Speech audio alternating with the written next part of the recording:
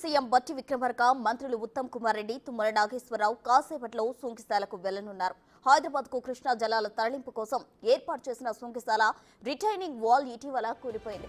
రాష్ట్ర రాజకీయాల్లో చర్చనీయాంశంగా మారిన ఈ ప్రాజెక్టును మంత్రులు పరిశీలించడం ప్రాధాన్యత సంతరించుకుంది. దీనిపై మాట్లాడిన బట్టి ప్రాజెక్టులో గోడ కూరిన పాపం గత బీఆర్ఎస్ పాలకులదే అన్నారు. కృష్ణానదిపై నిర్మించిన ప్రాజెక్టులను కూడా వదిలిపెట్టలేదని సుంకిశాల ఘటన తేటతెల్లం చేస్తోందని మండిపడ్డారు. సుంకిశాల ప్రాజెక్టును 2021 జూలైలో కేసీఆర్ ప్రభుత్వం అగ్రిమెంట్ చేసుకుందని, టన్నల్ సైడ్ వాల్ ను జూలై 2023లో పూర్తి చేశారని గుర్తు చేశారు. అంటే ఎవరి హయాంలో మొదలుపెట్టి ఎవరి హయాంలో పూర్తి చేశారో అందరూ తెలుసుకోవాలని బట్టి అన్నారు.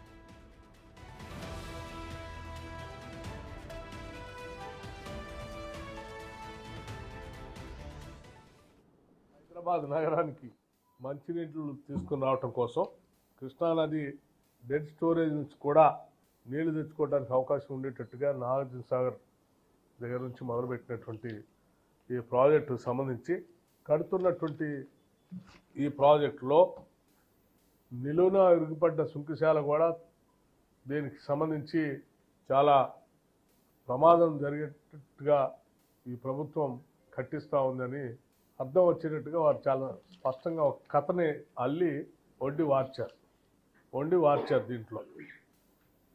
సరే, సంతోషం.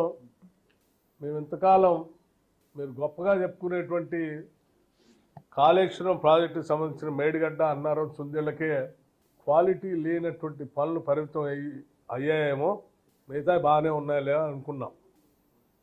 ఈ దెబ్బతో కేవలం మేడిగడ్డ, అన్నారం, సుందేళ్లే కాదు, మీరు కృష్ణానదిని కూడా వదిలిపెట్టలేదనేది దీని ద్వారా స్పష్టంగా అర్థం అవుతాం. గోదావరిలో కట్టే వాటిని గోదావరి ఒక్కదాన్నే ఖతం చేశారనుకున్నాం.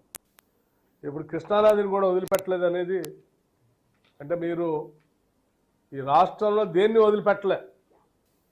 ఈ సుంకిశాల ప్రాజెక్టు జూలై 2021 నాడు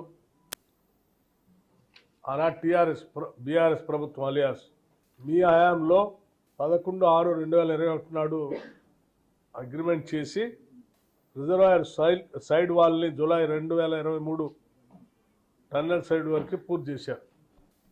అంటే వాళ్ళ కూలింది వారు కట్టించినటువంటి వాలే. అంటే మీ డిజైన్లు ఎంత లోపభూయిష్టంగా ఉన్నాయో దీని ద్వారా చాలా స్పష్టంగా అర్థమవుతుంది. మీ కట్టడాలు, మీ డిజైన్లు, మీ ఎగ్జిక్యూషను, మీ పాలన ఏ రకంగా ఉన్నాయో, రాష్ట్ర ప్రజల సొమ్ముని, ధనాన్ని ఏ రకంగా నష్టపోయేటట్టు చేశారో వీటిని చూస్తూ ఉంటాం. ఏదో పత్రిక చేతిలో ఉందని, సోషల్ మీడియా చేతిలో ఉందని, ఓ టీవీ ఛానల్ చేతిలో ఉందని ఆనాడు సంపాదించిన అక్రమ డబ్బంతా పెట్టి వీటన్నిటిని పెంచి పోషిస్తూ ఇటువంటి తప్పుడు ప్రచారాలని